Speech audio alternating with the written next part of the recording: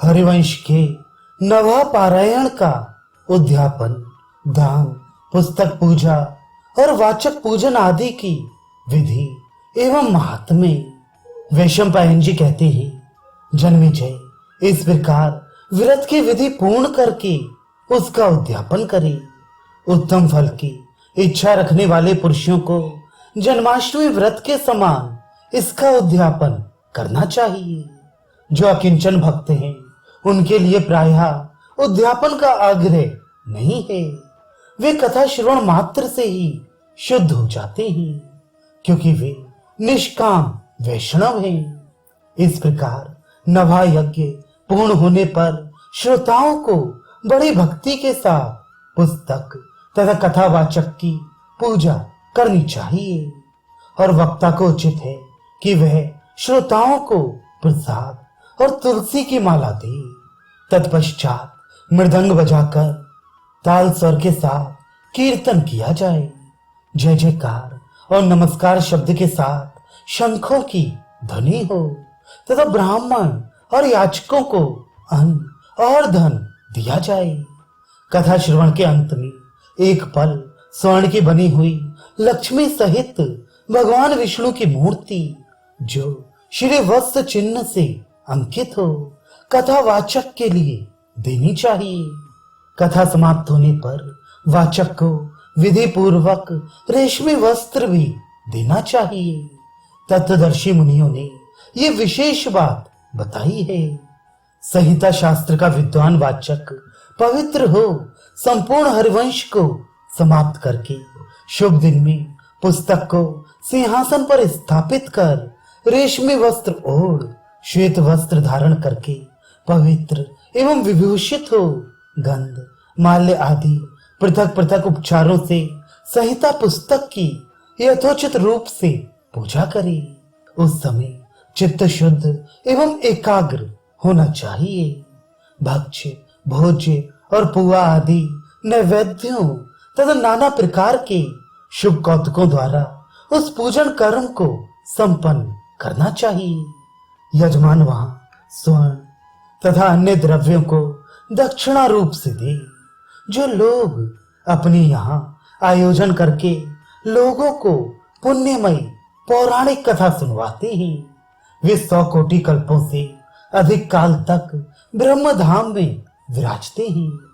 जो मानव पुराण वेत्ता वाचक को आसन के लिए कम्बल, मृग चर्म, वस्त्र, शैया और चौकी आदि प्रदान करते हैं, वे स्वर्ग लोक में जाकर मनोवांछित भोगों का उपभोग करके ब्रह्मा आदि के लोकों में निवास करते हुए अंततो गत्वा निरामय पद वैकुंठ धाम को प्राप्त होते हैं।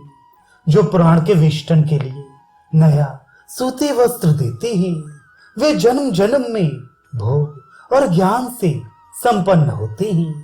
जो महापातकों और उपपातकों से युक्त हैं, वे भी इस पुराण के श्रवण मात्र से परम पद को प्राप्त कर लेते हैं। जो हरिवंश को लिखकर उसका वाचक को दान करता है, उसे भूमि दान का फल प्राप्त होता है। नरेश्वर जिसने सारा हरिवंश सुन लिया, उसने राजसूय और अश्वमेध यज्ञ का अनुष्ठान कर लिया तथा संपूर्ण दान दे दिए। राजसूय और अश्वमेध आदि यज्ञ प्रत्येक युग में केवल अपना फल देते हैं, परंतु हरिवंश का श्रवण कलयुग में समस्त यज्ञों का फल देने वाला है। श्रद्धालु, आस्तिक एवं जितेंद्रिय पुरुष जब हरिवंश आरंभ करता है, तब सारे पातक कांपने लगते हैं और समस्त विघ्न जल जाते हैं। नरेश्वर जो हरिवंश की कथा को आदि से आरंभ करके अंत तक पहुंचा देता है, उसके दर्शन और स्पर्श से भगवान विष्णु का ही दर्शन और स्पर्श हुआ ऐसा मानना चाहिए। हरिवंश की समाप्ति होने पर श्रोता के 3 जन्मों के पातकों का निश्चय ही नाश हो जाता है और अभीष्ट फल की प्राप्ति का भी बोध होता है।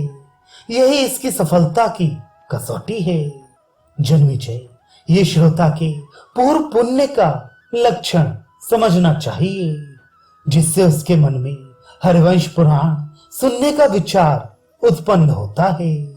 महर्षि व्यास ने समस्त पुराणों, वेदों और स्मृतियों के भावों को हरिवंश के साथ बांध रखा है। महाराज, वाचक को उचित है कि वह श्रुतियों, स्मृतियों और पुराणों के निंदकों को तथा पापियों को किसी तरह कथा ना सुनाए। कथा सुनकर श्रोता संतुष्ट चित्त से जितेंद्रिय, यशस्वी, कांतिमान, पवित्र अक्षरों का स्पष्ट उच्चारण करने वाले जन, विद्या और संस्कार तीनों से शुद्ध, सदाचार परायण, क्रोधहीन और वाद विवाद से रहित वाचक की पूजा करे। उसे भली भांति बसा हुआ ग्राम दे, कुंडल, पगड़ी और माला अर्पित करे। कथावाचक को खड़ाऊ, जूता, छाता, चंदोवा और मसहरी इन सबको एकत्र करके विधि पूर्वक अर्पित करी। साथ ही बैलगाड़ी, घोड़ा, हाथी, रेशमी वस्त्र और मणिमय आसन, तांबे के 5 बर्तन तथा तांबे का ही जल पात्र दे। पत्नी और कुटुंब सहित वाचक को बड़ी प्रसन्नता के साथ आभूषणों द्वारा अलंकृत करके उन्हें 2 सुंदर वस्त्र पहनाए और श्री कृष्ण द्वैपायन व्यास जी का चिंतन करते हुए उन्हें भक्ति भाव से नमस्कार करे। वाचक के संतुष्ट होने पर संपूर्ण देवता संतुष्ट हो जाते हैं। अतः हरिवंश के फल की इच्छा रखने वाले पुरुषों को धन खर्च करने में कंजूसी नहीं करनी चाहिए। 1 आधे या चौथाई पल स्वर्ण के साथ बछड़े सहित एक सुंदर गौ भी कथावाचक को देनी चाहिए। राजन, जिस किसी उपाय से संभव हो, एकाग्र चित्त हो, वाचक को संतुष्ट करे। वाचक के संतुष्ट होने पर संपूर्ण देवता संतुष्ट हो जाते हैं और संपूर्ण देवताओं के संतुष्ट होने पर यजमान का कार्य सफल होता है। जन्मेजय, हरिवंश पुराण समाप्त होने पर पुराण वाचक की भली भांति पूजा कर लेने के पश्चात मनुष्य तीनों ऋणों से मुक्त हो जाते हैं। नदीश्वर, उनके पितर अक्षय लोकों में पहुंचकर आनंद भोगते हैं। हरिवंश का आरंभ करके उसकी पूर्ति हो जाने पर मनुष्य सब पापों से मुक्त हो जाता है और अपने उन पितरों के साथ संपूर्ण कामनाओं को प्राप्त कर लेता है। इस प्रकार विधि विधान का पालन करने पर मनुष्य उत्तम संतान तो पाता ही है, धन, आरोग्य, आयु, सौभाग्य, गुण जनित गौरव को भी भली भांति प्राप्त कर लेता है। इसमें अन्यथा विचार नहीं करना चाहिए।